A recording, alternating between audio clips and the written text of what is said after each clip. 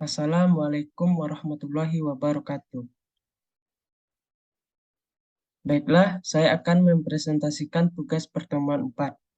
Sebelum itu, saya akan memperkenalkan diri. Nama, Dimas Khairul Ashraf, nomor BP 21101152610368. Kelas asal Sistem Informasi 4. Mata kuliah Sistem Informasi Manajemen, nama dosen Sofika Enggari, Eskom Enkom. Baiklah, saya akan memulai presentasi saya.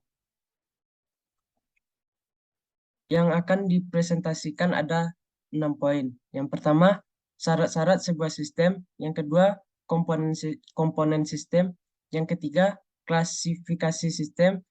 Yang keempat, karakter sistem. Yang kelima, hal yang mempengaruhi kualitas informasi. Yang keenam, tujuan manajemen dalam informasi. Baiklah, kita masuk kepada poin pertama, yaitu syarat-syarat sebuah sistem. Pertama, sistem harus dibentuk untuk menyelesaikan suatu tujuan. Yang kedua, elemen sistem harus mempunyai rencana yang ditetapkan. Yang ketiga, adanya hubungan di antara elemen sistem. Yang keempat, unsur dasar dari proses dalam kurung arus informasi, energi, dan material lebih penting daripada elemen sistem. Baiklah, kita masuk kepada komponen sistem. Komponen sistem yang pertama yaitu perangkat keras atau hardware. Adalah komponen yang berperan sebagai alat input, alat proses, dan alat output. Yang kedua, perangkat lunak, software. Tanpa adanya perangkat lunak, maka perangkat keras yang telah ada tidak akan bisa digunakan. Yang ketiga, data. Merupakan bagian yang penting dari suatu informasi, karena data adalah bahan baku untuk menghasilkan informasi. Yang keempat, prosedur. Prosedur adalah suatu urutan dari suatu pekerjaan agar setiap pekerjaan dapat diselesaikan sesuai dengan rencana yang telah ditetapkan sebelumnya. 5. Personal. Dalam hal ini adalah manusia yang merupakan bagian yang terpenting karena hanya manusia yang dapat menangani semua komponen yang telah disebutkan di atas. Yang ketiga kita masuk kepada klasifikasi sistem. 1. Sistem abstrak atau abstrak sistem. Sistem abstrak adalah sistem yang berupa pemikiran atau ide-ide yang tidak tampak secara fisik. Yang kedua, sistem fisik, physical system. Sistem fisik merupakan sistem secara fisik, misalnya sistem komputer. Yang ketiga, sistem alamiah, natural system. Sistem alamiah adalah sistem yang terjadi melalui proses alam, tidak dibuat oleh manusia, misalnya sistem perputaran bumi. Yang keempat, sistem buatan manusia, human-made system. Sistem buatan manusia merupakan sistem yang melibatkan interaksi manusia dengan mesin yang disebut human-machine system. Yang kelima, sistem tertentu, determination system. Sistem tertentu adalah sistem yang beroperasi dengan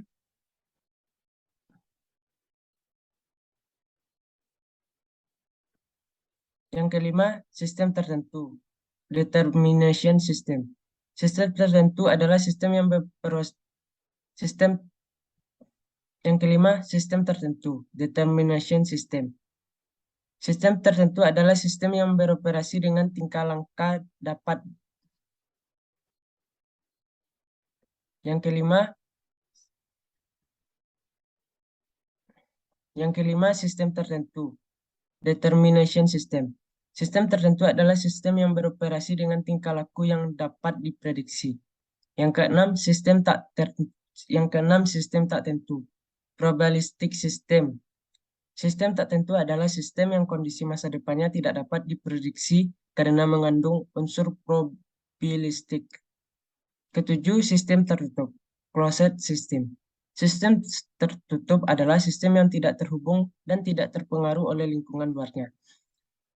Kedelapan, sistem terbuka, open system. Sistem terbuka adalah sistem yang berhubungan dan dipengaruhi oleh lingkungan luarnya. Baiklah, kita masuk kepada poin keempat, yaitu karakteristik sistem.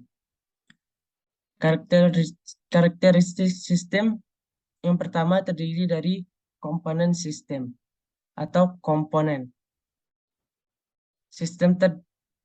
Sistem terdiri dari sejumlah komponen yang saling berinteraksi bekerja sama membentuk kesatuan. Yang kedua, batas sistem, boundary.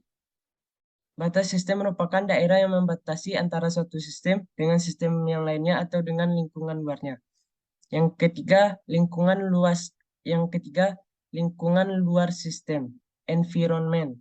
Lingkungan luar dari suatu sistem adalah apapun di luar batas dari sistem yang mempengaruhi operasi sistem.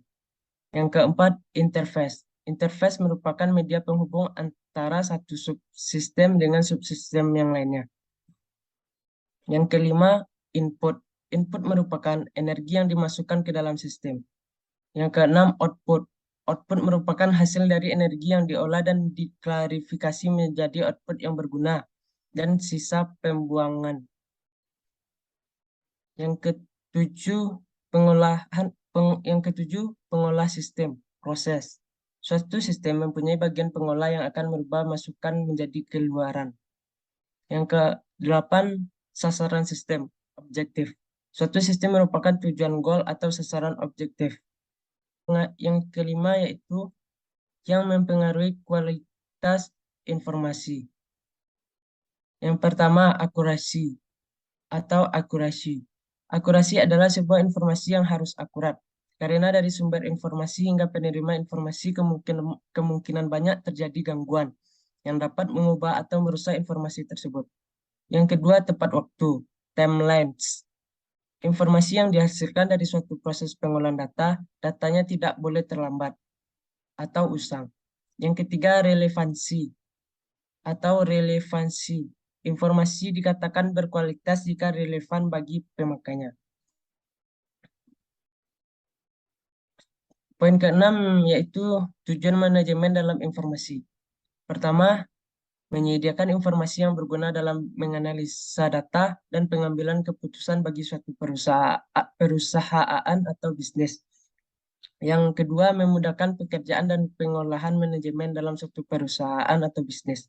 Yang ketiga, menyediakan informasi dalam penghitung produk, harga pokok jasa, dan tujuan-tujuan lain yang menjadi target manajemen. Yang keempat, menyediakan layanan yang dapat digunakan sebagai media pengendali, perencana, evaluasi, dan sebagai sarana perbaikan dan berkelanjutan. Yang kelima, memecahkan berbagai masalah dalam bisnis yang meliputi layanan, biaya produk, serta strategi bisnis. Oh, baiklah.